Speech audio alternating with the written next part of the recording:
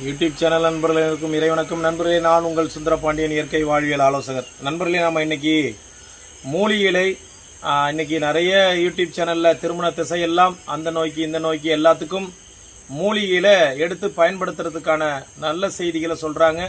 சில செய்திகள் அந்த யூடியூப்போட சேனலுடைய அந்த ரேட்டிங் அதிகமாகிறதுக்கு, வியூவர்ஸ் நிறைய அதை பார்க்கறதுக்காகவே ஒரே நேரில் ஆச்சரியம், 10 நாளில் முடிவளர, இப்படியெல்லாம் போடுறாங்க. இந்த யூடியூப்பை பார்த்து வைத்தியம் செய்யக்கூடிய மக்கள் கொஞ்சம் உஷாராக இருங்க. யூடியூப்பை பார்த்து ஒரு விஷயத்த வைத்தியம் செய்யறதுன்றது அது இன்னைக்கு பெருவாரியான மக்கள் யூடியூப்பில் சொன்னாங்க, அதனால் நான் தலையில் போட்டேன், என் முடியெல்லாம் போயிடுச்சு அப்படின்ற ஒரு தகவல் மக்கள்கிட்டேருந்து பார்க்க முடியுது. அவர் சொன்னார் இவர் சொன்னாருன்னு யூடியூப்பை பார்த்து செய்கிறது அப்படிலாம் வேண்டாம். அப்போ என்னங்க செய்யுது? நானும் யூடியூப்பில் தான் இருக்கிறேன்.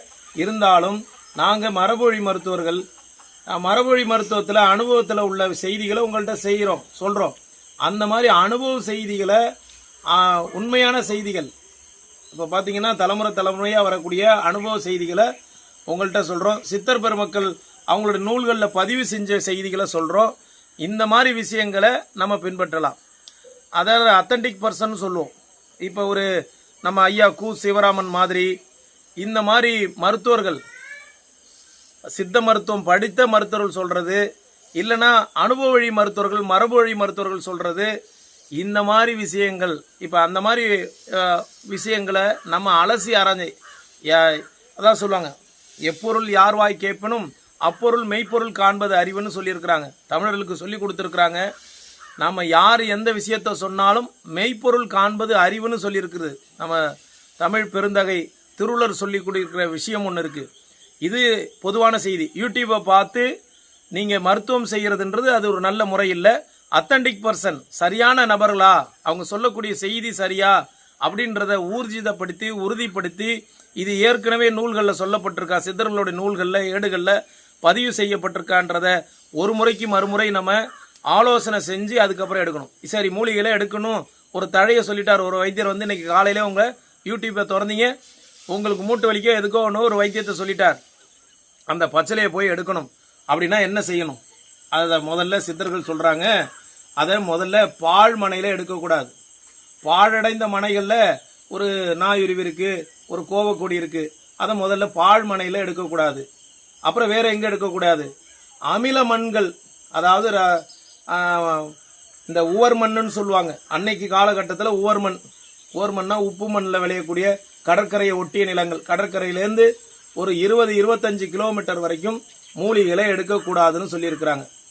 ஏன்னா காற்றுல உப்புத்தன்மை இருக்கும், காற்றுல அயோடின் இருக்கும். இந்த மாதிரி உப்புத்தன்மை இருக்கிறதுனால மூலிகைகளுக்கு வீரியம் குறைவாக இருக்கும். அதனால் அங்கே எடுக்கக்கூடாது. கடற்கரையை ஒட்டிய நிலப்பகுதியில் எடுக்கக்கூடாது. சுடுகாடு, மனிதனை புதைக்கக்கூடிய எரிக்கக்கூடிய இடங்கள்ல இந்த இதை எடுக்கக்கூடாது.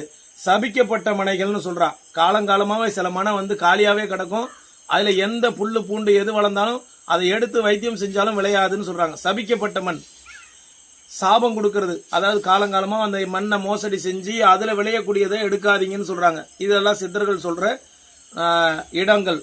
அதே மாதிரி பச்சிலை எடுக்கும் போது இறைவனுடைய திருநாமத்தை சொல்லி, இறைவனுடைய ஆயிரக்கணக்கான திருநாமங்கள் இறைவனுக்கு இருக்கு, அந்த இறைவனுடைய திருநாமத்தை சொல்லி இறைவனை நினைவு கூர்ந்து அந்த தாவரத்துக்கிட்ட ஒப்புதல் கேட்டு ஆத்மார்த்தமான ஒன்றிணைவு, மானசீகமா அந்த மரத்துக்கு நாம நினைக்கிறது அதால உணர முடியும் அப்படின்ற மானசீக தொடர்பு கொண்டு ஒரு தாவரத்தை எடுக்கணும். கூர்மையான ஆயுதங்களால சறுக்கு பொறுக்குன்னு வெட்டுறது. இன்னைக்கு நீங்க காட்டுக்குள்ள போனீங்கன்னா வேடர்கள்னு சொல்லக்கூடிய இந்த பளிங்கர் இன மக்கள்கிட்ட ஒரு அறம் இருக்கு. அவங்க பாத்தீங்கன்னா கண்ணா பண்ணா, நீங்க நம்ம ஆளுங்க போய் ஒரு பச்சளை தேவைன்னா பக்கத்துல இருக்க ஒரு 4 செடியை வெட்டிட்டு தேவையில்லாம, அதே மாதிரி ஒரு தேவையான எடுக்கணும்னா பூத்த பருவத்தில் சிலதை எடுக்கக்கூடாது. காயும் கொத்தும் கொலையுமா இருக்கிறத எடுக்கக்கூடாது. தேவை கருதி அதுக்கு விதி விலக்கும் இருக்கு, பொது விதி எடுக்கக்கூடாது. அதே மாதிரி கொடி வகைகள்லாம் எப்படி எடுக்கணும்? கொடி வகைகளை வேரோட அறுக்கிறது, அந்த கொடியை இவனுக்கு தேவை அந்த இலை மட்டும்தான், ஆனா கொடியோட சேர்த்து அறுத்து வேரோட எடுப்பான். ஒரு தாவரம் முளைக்கிறதுக்கு அது எத்தனை மாத கணக்கில் அந்த விதை மண்ணுக்குள்ள காத்திருந்து எப்பயோ பெய்யக்கூடிய மழை துளியை கொண்டு அதுக்குள்ள இறைவன் அந்த உயிரை கொடுத்து அது வர்றத இவன் சர்வசாதாரணமாக தன்னோட தேவைக்காக அப்படியே டக்குன்னு எடுத்து இவனுக்கு தேவை தண்டோ இலையோ, ஆனால் ஒட்டுமொத்த செடியும் தேவையில்லாமல் வெட்டி தூக்கி போடுறது. அப்படி வீணா போகிறது மாதிரி இருக்குது. நம்ம தேவைக்கு எடுத்துட்டோம், மீதியை கொண்டு எங்கேயோ ஆடு மாடு மேய்தா அதுக்காச்சும் கொண்டு போடணும். இதுதான் அறம். நீங்கள் வேடர்கள்னு சொல்லக்கூடிய பளிங்கர்கள் காட்டில் வனத்துக்குள்ளே எப்படி நடப்பாங்கன்னு பாருங்கள். வனத்துக்குள்ளே போகும்போது எதையும் தேவையில்லாமல் வெட்டக்கூடாதுன்னு சொல்லுவாங்க. தேவையில்லாமல் பிடுங்கக்கூடாது. எந்த ஒரு இலையை கிள்றதா இருந்தாலும் தேவையில்லாமல் ஒரு இலையை கூட நம்ம கிள்ளக்கூடாது.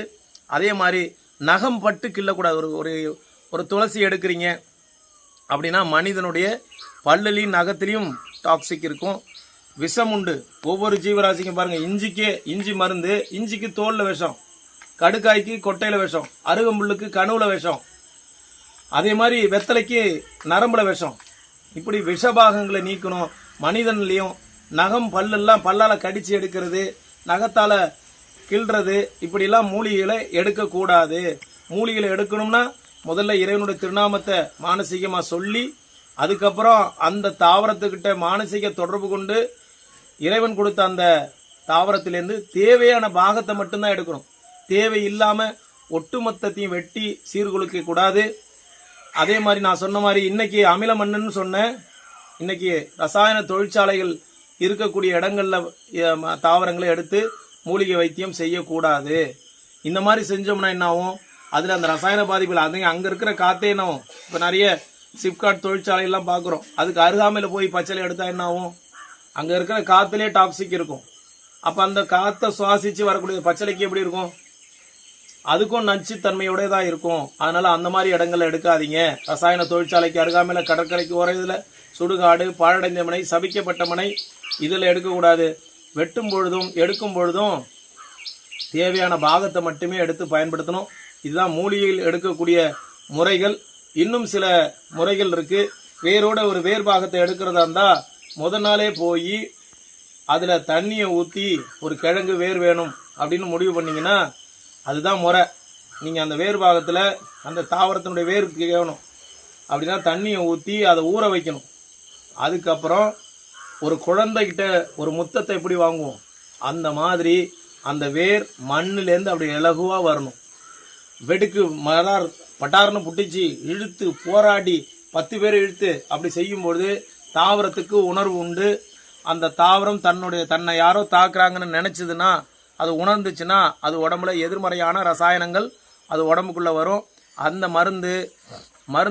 மருத்துவத்தன்மை குறைஞ்சி அது உடம்புலேருந்து அந்த தாவரத்திட்டேருந்து பயத்தன்மையும் அந்த தாவரத்துக்குள்ளே பதிவாயிடும். ஆனால் உணர்வு பொருந்தி அந்த தாவரத்தை இம்சிக்காமல் ஆத்மார்த்தமாக நான் சொன்ன மாதிரி ஒரு குழந்தைகிட்ட முத்தத்தை பெற மாதிரி அதை அப்படி அந்த உணர்வோடு எடுக்கும் பொழுது அதுக்குள்ளே இல்லைன்னா அது என்ன ஆகும், அது தன்னுடைய மருத்துவ குணங்கள்லாம் பூட்டிடுச்சுன்னா நீங்கள் எந்த சாவி போட்டு திறந்தாலும் திறக்காது. அதனால் இதெல்லாம் அடிப்படை. மூலிகைகளை எடுக்கும் பொழுது நாம் கவனிக்க வேண்டிய விஷயங்கள்.